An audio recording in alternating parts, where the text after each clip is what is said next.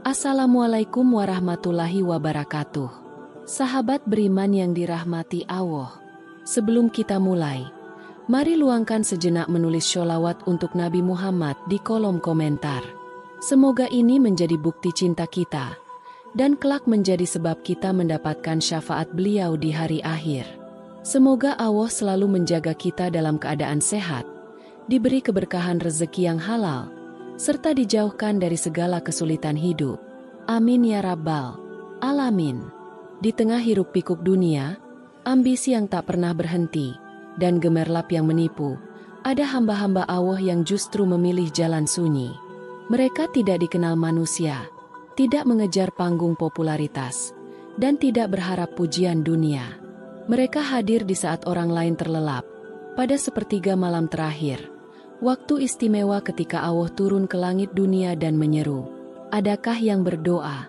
Akan aku kabulkan? Adakah yang meminta? Akan aku beri." Merekalah ahli tahajud. Hamba-hamba pilihan yang hatinya terpaut pada Rabb mereka lebih dari apapun di dunia fana ini. Allah menegaskan dalam surat Al-Isra, ayat 79. Dan pada sebagian malam hari bertahajudlah kamu sebagai suatu ibadah tambahan bagimu. Mudah-mudahan Tuhanmu mengangkatmu ke tempat yang terpuji. Tahajud bukan sekadar ibadah biasa, tetapi tanda cinta seorang hamba kepada Tuhannya.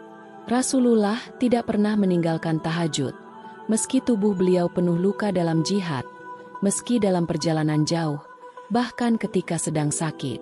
Kisah ini nyata, datang dari seorang hamba Allah yang sederhana. Namanya Lukman, penjual nasi bungkus di sebuah gang kecil di Semarang. Ia hidup bersama istri dan 4 anaknya dalam rumah kontrakan sederhana. Hidup pas-pasan, terkadang dagangan tak laku, tapi tak pernah sedikit pun ia mengeluh. Bibirnya tetap tersenyum, hatinya selalu yakin bahwa Allah lah sang pemberi rezeki. Yang membuat banyak orang kagum bukanlah dagangannya, melainkan rahasia malamnya. Hampir setiap malam, sekitar pukul 2.30, Lukman bangun, berwudu, lalu menegakkan tahajud. Sejak muda hingga menjelang ajalnya, kebiasaan itu tidak pernah ia tinggalkan. Bahkan ketika sakit, dengan tubuh lemah ia tetap berusaha bangun. Ia berkata pada istrinya, "Aku malu pada Allah kalau malam-malamku hanya terlewati begitu saja." Subhanallah, tahajud telah menjadi cinta sejatinya. Rasulullah bersabda, "Kemuliaan seorang mukmin adalah sholat malamnya, dan kehormatannya adalah tidak meminta kepada manusia." Hadis riwayat Tabrani. Lukman adalah bukti nyata sabda ini. Ia tidak pernah meminta-minta, bahkan ketika utang menumpuk demi biaya sekolah anaknya. Ia hanya meneteskan air mata di sajadah tahajudnya. Dan anehnya, selalu ada jalan keluar. Dagangan diborong orang, bantuan datang tak terduga, rezeki muncul dari arah yang tidak disangka-sangka.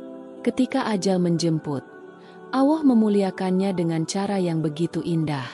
Malam terakhirnya, ia mengenakan sarung batik kesayangan dan baju putih, lalu sholat tahajud lebih lama dari biasanya.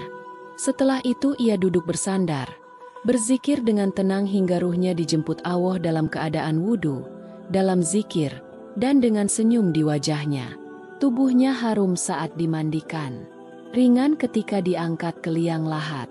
Bahkan para tetangga dan penggali kubur tak kuasa menahan air mata. Mereka tahu, Lukman si penjual nasi bungkus yang sederhana itu, pergi dengan husnul hatimah.